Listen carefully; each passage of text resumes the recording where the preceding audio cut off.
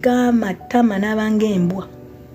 Olubuto olumaze kula luli myezi 7 kati mbwa agenda ku deportation bamudeporting. Deportation ya mugobye ali ku embassy gikwatudde talina wadde 10. Oli inbox yange obukuta nga tonna simbula kigere ng'otegedde nti ofunye olubuto lwa baba sooka otunoonyeeko. Abantu abo tubakubira amasimu n'emirundi gye yakulidde ajja gimbuulira akubulye n'ensikina gye wamusikinidde abantu bamwe balina eŋŋambo mugamba yes byonna obimbuulidde abadde akuwoomera naye mbadde nsaba awantu awo omubbewo ombukingire air ticket yadde awaka kuba mukazi wo kaanaamanya ajja kumutta era naye agamba n'amanya ajja mutta. Bakama bamwe twogera nabo nga babafunyisiza embuto era ekintu ne bakikola mu bulungi ne babatikka ne mudde waka era bamuzadde abaana abawala bumubayina mu inbox mubansindikira akuba si buli kimu tingenda kipostinga oyo kadama nze yamuyamba yagenda n'olubuto no ndi mukulu nabugumizibwako ekimala ebyokwogerako mba nina bingi. Ali ku embassy atudde ne embassy emugobye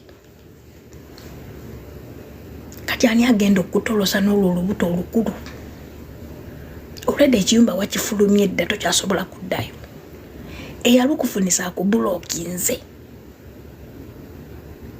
Funa olubuto omanye nti olufunye emyezi 2 nga terunaba na kuyitamu. Tugezeeko ku mukama wo mukubira waagaana ogende ku deportation agenda kuweereza ekiziti kuba akimanyi yakupiica. Gw'olunaku lw'onaafuluma ojja batonatuuka na ku deportation ye ng'amaze okuweereza ekiziti banagenda okukwata fingerprint nga baga ekiziti yo yafuluma dalina eya tiketi. Olubuto luto n'olubuto myezi 7 mbadde ndusiba bigoye n'alongo nnyamba bannange nkuyambe ntya. Nkuyambe ntya oli mukazi mukulu oli myaka 37 nkuyambe ntya.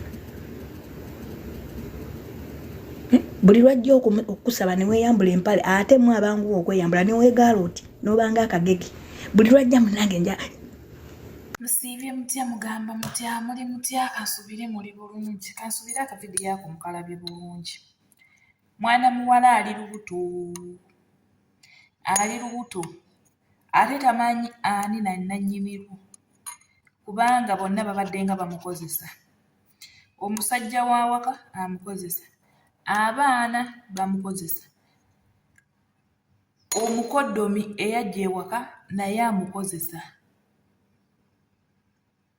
Eyo sitole nagiwulidde bulungi nnyo ng'oggyeko eno waliwo n'omulala eyagyogeddeko.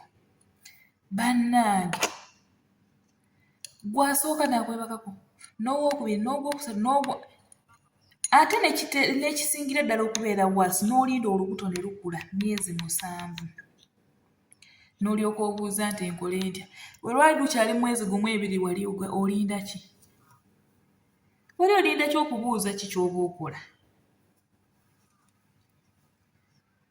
Anti nasibye enviiri zitwala akatambaala. Bannange naye banaye bakadaama kadaama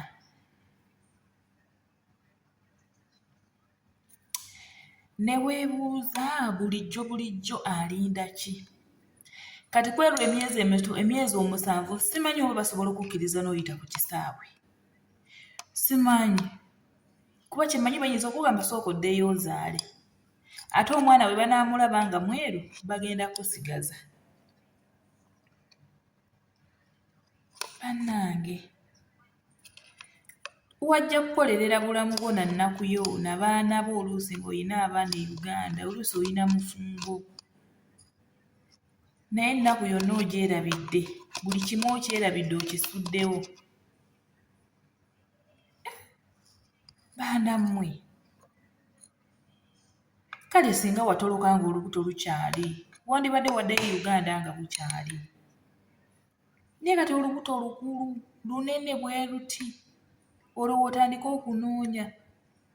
Kati wuuyo abadde akuterekera ssente yakubulokinze.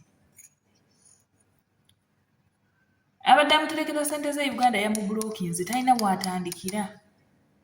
N'omusajja kati mama waakimanya abeera tagenda kutta busi, abeera agenda kukutta. Banaye twebeereremu, tumanye ennaku yaffe yatuleeta, tumanye ki ekyatujja e Uganda, tumanye ekyatujja mu nsi zaffe. Sirowooza nti waliwo yava mu nsi ye ng'ali bulungi n'ajja ku ddungu. Ffenna twajja kuyiiya bulamu na kubukyusa. Mukama akusaasire odde ewaka ng'oli mulamu naye si byangu. Ye kati ewaka ogenda tuukira ku ki? Kutandikira ku ki? Bannange, abaana abawala